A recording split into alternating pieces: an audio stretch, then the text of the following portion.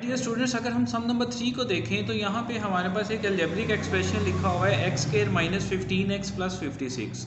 ठीक है, और हमने इसको क्या करना है, फैक्टराइज करना है। फैक्टराइज किस मेथड के थ्रू करना है, हमने सबसे पहले क्या करना है, जो मिड टर्म है उसको हमने ब्रेक करना है। ठीक है, तो मिड टर्म को ब्रेक करने के लिए सबसे जो स्टेप नंबर 1 होता है वो क्या होता है कि हमने फर्स्ट वाली वैल्यू को और सबसे लास्ट वाली वैल्यू को सबसे पहले क्या करना है, आपस में मल्टीप्लाई कर देना है। तो एक्स स्क्वायर को जब हम 56 के साथ मल्टीप्लाई करेंगे तो हमारे पास क्या आ जाएगा, 56x स्क्वायर, और पॉजिटिव में आएगा तो साथ आप प्लस लिख भी सकते हैं। अगर आप नहीं भी लिखेंगे तो ये अंडरस्टूड है कि कोई भी साइन नहीं है तो ये प्लस का साइन होगा इसके साथ। ठीक है, अब सबसे पहला स्टेप हमारा हो गया, हमने इसको साइड पे लिख लिया।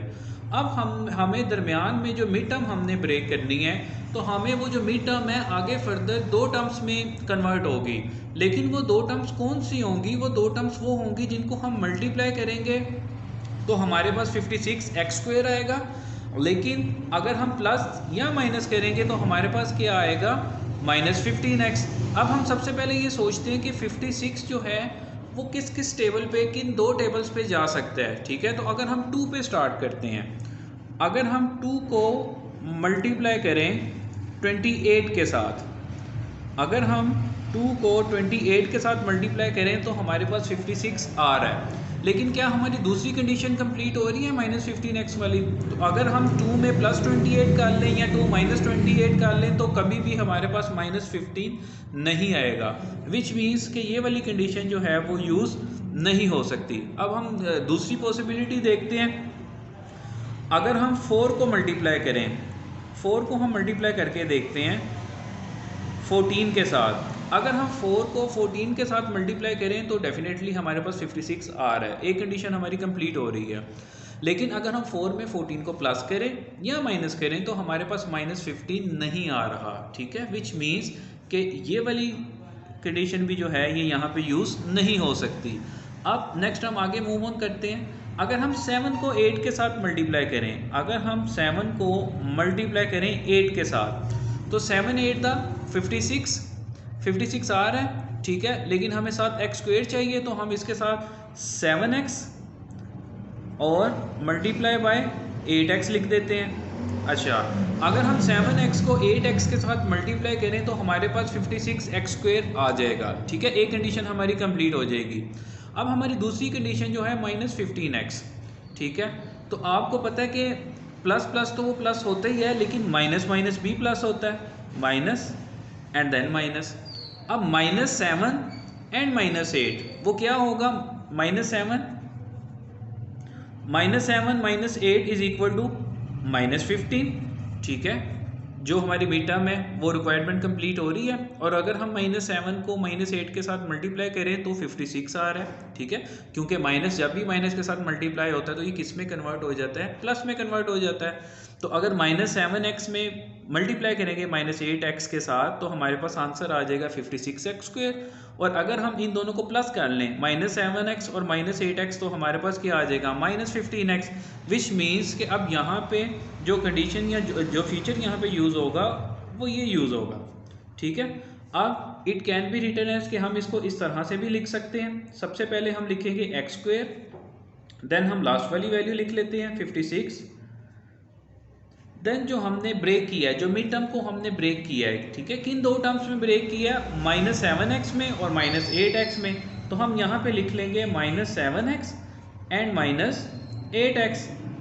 ठीक है, अब जो -15x है वो ब्रेक होके क्या बन गया, -7x और -8x। इन दोनों को प्लस करें तो -15x आ रहा है, यस डेफिनेटली आ रहा है। और अगर इन दोनों को हम मल्टीप्लाई करते हैं तो 56x स्क्वायर आ रहा है, यस वो भी आ रहा है, विच मीन्स कि हमारी जो मिड टर्म है वो बिल्कुल एक्यूरेट ब्रेक हुई है।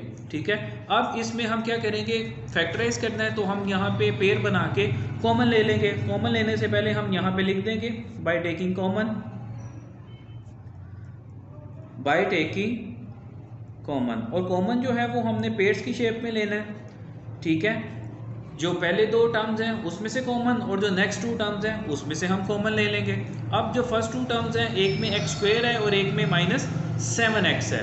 ठीक है, तो डेफिनेटली इसमें से 7 तो कॉमन आ नहीं सकता, तो इसमें से क्या कॉमन आएगा, इसमें से x कॉमन आएगा। ठीक है, एक्स स्क्वायर को अगर हम x के साथ डिवाइड करेंगे तो हमारे पास आंसर क्या आ जाएगा, x minus as it is. और अगर हम 7x को x के साथ डिवाइड करेंगे तो हमारे पास आंसर आ जाएगा -7 माइनस।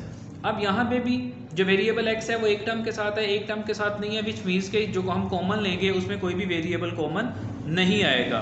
ठीक है, कोई न्यूमेरिक डिजिट को हम देखते हैं, इन x के कोएफिशिएंट को हम देखते हैं तो 8 है और 56 है, तो हमें ये पता है कि 8 के टेबल पे 8 तो डिवाइड हो गई होगा, 56 भी डिवाइड हो रहा है। 8 को अगर हम 7 के साथ मल्टीप्लाई करें तो हमारे पास 56 आ रहा है। तो यहाँ पे हम कॉमन क्या ले लेंगे 8, तो 8x जब x 8 से डिवाइड होगा तो रिमेनिंग क्या रह जाएगा x। अब बाहर माइनस होने की वजह से अंदर साइन चेंज हो जाएगा। ठीक है, बाहर -8 कॉमन लिया तो अंदर साइन चेंज हो जाएगा। तो 56 को अगर 8 पे डिवाइड करें तो हमारे पास आंसर क्या आ जाएगा 7। अब हमारी ये दोनों टर्म सेम है तो इसको हम एक दफ़ा लिख देंगे x -7, और जो दूसरी टर्म जो रिमेनिंग यहाँ पे रह गया उसे भी हम क्या कर देंगे एक दफ़ा लिख देंगे, तो हमारी फैक्टराइजेशन जो है वो कंप्लीट हो जाएगी। ठीक है, अगर हम सम नंबर 4 को देखें तो यहाँ पे हमारे पास एक अलजेब्रिक एक्सप्रेशन लिखा हुआ है x² + 3x - 14। ठीक है, तो वही मेथड है, मिड टर्म को ब्रेक करना है। तो सबसे पहले वाला स्टेप क्या है कि आपने फर्स्ट टर्म को और लास्ट टर्म को विद साइन मल्टीप्लाई करना है।